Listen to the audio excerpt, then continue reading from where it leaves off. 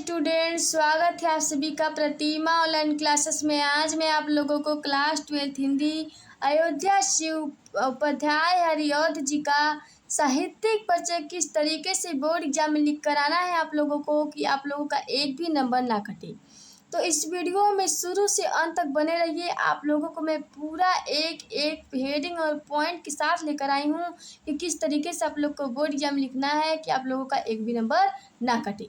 बहुत सारे स्टूडेंट बहुत सारी गलतियां करके आते हैं और उन्हें पता भी नहीं चलता कि मैंने क्या गलती किया और मुझे नंबर क्यों कम मिला है, और मैंने तो लिखा था, पर उन्हें ये तरीका नहीं मालूम होता लिखने का जिससे नंबर कट जाता है। तो सबसे पहले आप लोग वीडियो में शुरू से अंत तक बने रहिए और वीडियो पसंद आए तो चैनल को सब्सक्राइब करके रखिएगा। तो आप लोगों को अपनी बोर्ड एग्जाम की कॉपी में इस तरीके से एकदम साफ सुथरे हेडिंग में लिखेंगे अयोध्या शिव उपाध्याय हरिऔध। जो भी आप लोगों का प्रश्न नंबर संख्या रहेगा उसको लिखेंगे। उसके बाद आप लोग लिखेंगे अयोध्या शिव उपाध्याय हरिऔध, इस तरीके से उनका नाम लिखेंगे।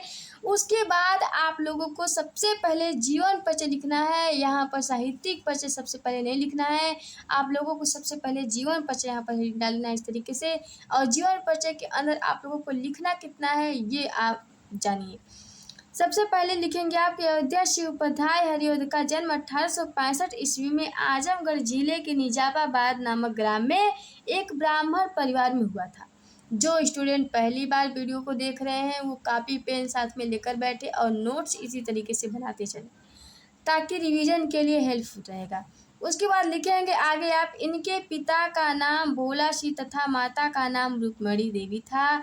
इनकी प्रारंभिक शिक्षा भाई के देख रेख में हुई। उर्दू व फारसी, हिंदी, अंग्रेजी, संस्कृत आदि भाषाओं में गहन अध्ययन किया। उच्च शिक्षा के लिए ये काशी चले गए। सन 1947 ईस्वी को इनका स्वर्गवास हो गया। बस इतना ही आप लोगों को लिखना है, इससे बेसी नहीं लिखना है। इतना लिखने के बाद आप लोगों को क्या करना है, अगला साहित्यिक परिचय हेडिंग डाल देना है इस तरीके से, जिस तरीके से मैंने यहाँ पर डाला हुआ है। साहित्यिक परिचय इस तरीके से आप लोगों को स्केच पेन का यूज करना है बोर्ड एग्जाम में। यहाँ पर आप लोग को करना है जिससे अच्छा दिखने में होता है और बोर्ड एग्जामिनर प्रसन्न होकर पूरा नंबर दे देते हैं।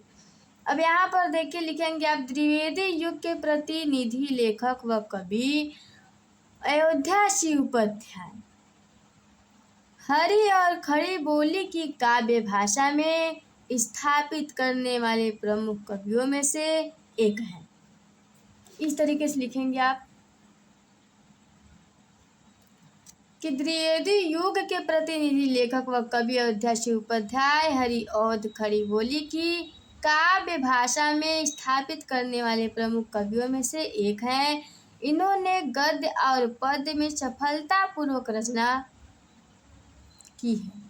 इन्होंने हिंदी के तीनों युगों भारतेंदु युग, द्विवेदी युग तथा छायावाद युग में महत्वपूर्ण भूमिका निभाई। इस तरीके से क्या करना है, आप लोगों को साहित्यिक परिचय लिख देना है। जहाँ पर आप लोगों को समझ में ना आए मेरे प्यारे स्टूडेंट, आप लोग कमेंट बॉक्स में पूछ सकते हैं, वहाँ पर मैं आप लोगों का रिप्लाई दूँगी। अब देखिए यहाँ पर रचनाएं इस तरीके से हेडिंग डाल देना है और रचनाएं कम से कम इतना आप लोगों को बोर्ड एग्जाम में लिख कर आना है। प्रिय प्रवास, परिजात, वैदोही, बनारस, अप्रेम कांत, अध खिला फूल आदि। इस तरीके से आप लोगों को इतना याद कर लेना है, बोर्ड एग्जाम की दृष्टि से बहुत ही महत्वपूर्ण होने वाला है। आप लोग चाहे तो इसका स्क्रीनशॉट भी ले सकते हैं। इसी तरीके से आप लोग को बोर्ड एग्जाम में लिख कर आना है। इस स्क्रिप्ट को अपनाइए और अपने बोर्ड एग्जाम में लिख कर आइए और एक भी नंबर आप लोग छोड़िए मत, बोर्ड नंबर आप लोग प्राप्त कीजिए। देखिए मैंने किस तरीके से एकदम बेहतरीन तरीके से यहाँ पर लिखा है, एकदम शुद्ध और सरल भाषा में हैंड राइटिंग के साथ लिख कर आना है आप लोग को बोर्ड एग्जाम में। हैंड राइटिंग भी वहाँ पर मायने रखता है बोर्ड एग्जाम में। तो आप लोग एक बार मेरे साथ रिवीजन करते चलिए। इससे आप लोगों को क्या होगा कि इस वीडियो के माध्यम से आधा से ज़्यादा इस वीडियो में ही आप लोगों को याद हो जाएगा। एक बार फिर से रिवीजन कर देती हूँ कि अयोध्या शिव उपाध्याय हरिऔध का जन्म सन 1865 ईस्वी में आजमगढ़ जिले के निजामाबाद नामक ग्राम में एक ब्राह्मण परिवार में हुआ था। इनके पिता का नाम भोला सिंह तथा इनके माता का नाम रूपमणि देवी था। इनकी प्रारंभिक शिक्षा भाई के देख रेख में हुई।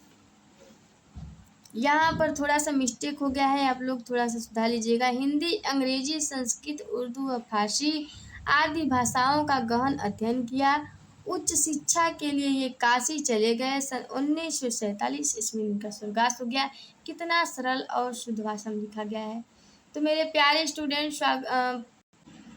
तो वीडियो पसंद आया होगा तो वीडियो को लाइक करिए और चैनल को सब्सक्राइब करके रखिएगा। मिलते हैं अगले नेक्स्ट वीडियो में एक मोस्ट इम्पोर्टेंट टॉपिक के साथ। तब तक के लिए जय हिंद। आपकी पढ़ाई हमारी जिम्मेदारी। जय हिंद।